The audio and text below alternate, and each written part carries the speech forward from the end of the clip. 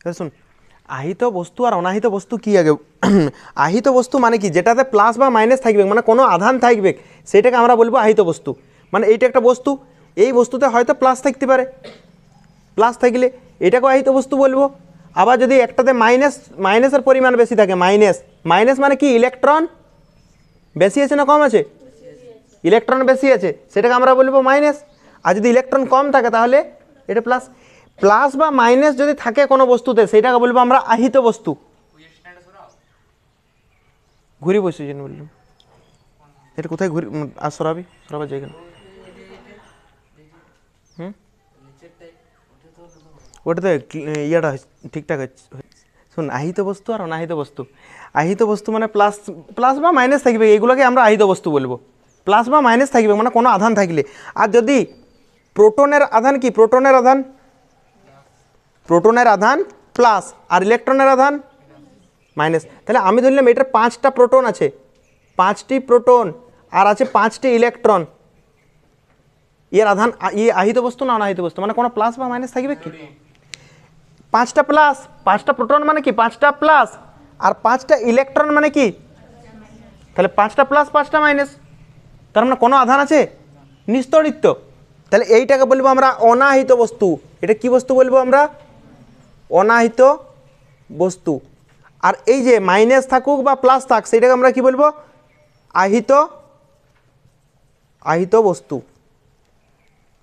তাহলে আধান এমন একটা ধর্ম, যে ধর্মের জন্য কোনো আহিত বস্তুকে বা অনাহিত বস্তুকে আকর্ষণ করে, সেইটাকে আমরা কি বলবো? আধান। আধান হচ্ছে এমন এক ধরনের ধর্ম যা আহিত বস্তুকে বা অনাহিত বস্তুকে কি করে? আকর্ষণ করে, বিকর্ষণও করতে পারে।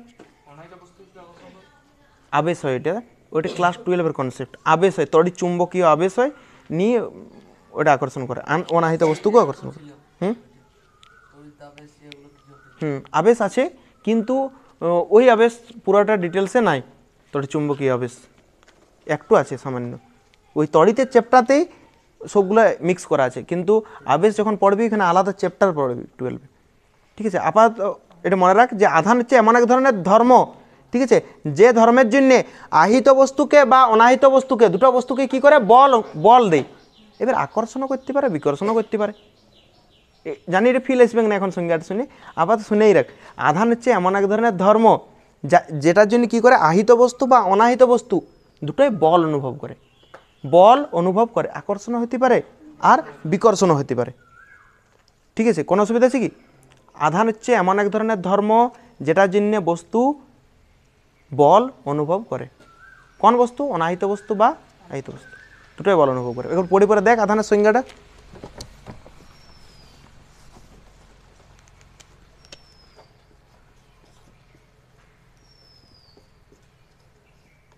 প্রকারভেদ।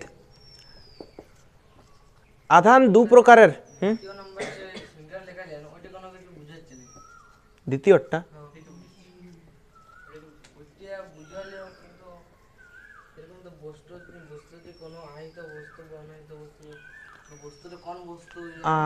যে কোনো বস্তু দুজনে অনুভব করবে আকর্ষণ। আমি ধর আকর্ষণ করছি, আমি যদি তোকে আকর্ষণ করি, আমি আকর্ষণ করছি, মানে আমার উপরে তো তুই সমানভাবে বল দিবি। ক্রিয়া প্রতিক্রিয়া, নিউটনের তৃতীয় সূত্র। বা আমি যদি তোকে ঠেলি, মানে তুইও তো আমাকে ঠেলছিস, ক্রিয়া প্রতিক্রিয়া সমান, মানে দুটো বস্তুই বল অনুভব করে। এমন লাগে যে একটা বস্তু বল অনুভব করে। আমি বুঝতে পারছি এটা ফিল আসলো নাই, ঠিক আছে। এইটা ফিল আসার জন্য দুটো সংজ্ঞাতেই ডিটেলসে তাহলে বুঝাইতে হবে একটু। 12-এর কনসেপ্ট দিয়ে অনাহিত বস্তু কীভাবে আকর্ষণ করছে, ঠিক আছে, ওইটা আমরা পরে বোঝাবো। আপাতত এইটা হোক, ঠিক এইটা হয়ে যাক, এটা বন্ধ করলে আমরা বুঝাই দেবো এটা। ঠিক আছে, এটা এত এক্সট্রা পড়াই লাভ নেই, কেন আমাদের অতটুকু লাগবে না, তো আমরা বলে দেবো এটা বন্ধ হোক। এটা দেখ আধানের প্রকারভেদ। আধান দু প্রকারের, একটা হচ্ছে ধনাত্মক আধান আর একটা হচ্ছে ঋণাত্মক আধান। এটা তো পড়েছিস। আধান দু প্রকার, একটা হচ্ছে ধনাত্মক আর একটা হচ্ছে ঋণাত্মক। প্রকারভেদ। তারপরে শুন, একক। আধানের একক একটু পরে লিখবি, ঠিক আছে। আধানের এসআই একক হচ্ছে কুলম্ব। এসআই একক কি হয়? কুলম্ব। আর সিজিএস একক হয়, সিজিএস একক স্ট্যাট কুলম্ব। Stat coulomb. তাহলে সিজিএস একক হয় স্ট্যাট কুলম্ব আর এসআই একক হয় কুলম্ব। দুটো একক আছে, সিজিএস একক কি হয় স্ট্যাট কুলম, আর এসআই একক হয় কুলম। স্ট্যাট কুলমের আরেকটা নাম আছে, এটাকে বলা হয় ইএসইউ। এটার পুরো নাম হচ্ছে ইলেকট্রোস্ট্যাটিক ইউনিট, ইলেকট্রোস্ট্যাটিক ইউনিট। তাহলে আমরা আধানে প্রথমে জানলাম আধান কাকে বলে। আধান কাকে বলে? আধান হচ্ছে এমন এক ধরনের ধর্ম, যে ধর্মটা যিনি আহিত বস্তু বা অনাহিত বস্তু বল অনুভব করে বা বল প্রয়োগ করে, দুটোই হতে পারে। বল প্রয়োগ করেও লিখতে পারি, বল অনুভব করেও লেখা যায়। আধান দু প্রকার, আধান হচ্ছে দু প্রকার, একটা হচ্ছে ধনাত্মক আর একটা হচ্ছে ঋণাত্মক। এটা পড়েছি আমরা প্লাস মাইনাস। আধানের একক আছে, একটা হচ্ছে এসআই একক হচ্ছে কুলম, আর সিজিএস একক হচ্ছে স্ট্যাট কুলম বা ইএসইউ। ঠিক আছে, ইএসইউর পুরো নাম কি? Electrostatic unit. এই কথাগুলো লেখছি না আমি, লিখবি, ঠিক আছে, ইলেকট্রোস্ট্যাটিক ইউনিট। এবার কুলম আর স্ট্যাট কুলমের মধ্যে একটা সম্পর্ক আছে।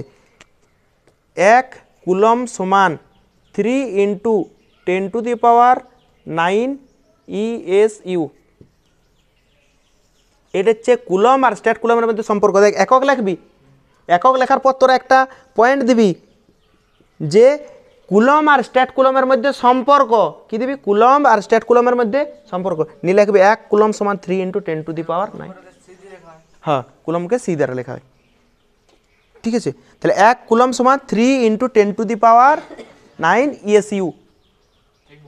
না না, দাঁড়া একটু দাঁড়া, হয়েছে এত দূর পর্যন্ত। আধানের আরেকটা একক আছে ফ্যারাড বলি, ঠিক আছে, ওটা ডিটেলস জানার দরকার না, এইটা মাঝে মাঝে টেস্ট পেপার দে। 1 ফ্যারাড সমান কত কুলম? 1 ফ্যারাড সমান হচ্ছে 96,500 কুলম। 1 ফ্যারাড সমান, এটা তোরা পুরোপুরি লিখবি, 1 ফ্যারাড সমান 96,500 কুলম। মানে এগুলো শর্টে দেয়, সেই জন্য লেখাই দিচ্ছি স্টার দিয়ে। ঠিক আছে, তাহলে আমরা আধানের কী কী জানলাম, কাকে বলে, তারপর জানলাম আধানের প্রকারভেদ। এটা হচ্ছে আধানের একক কুলম আর স্ট্যাট কুলম। ঠিক আছে,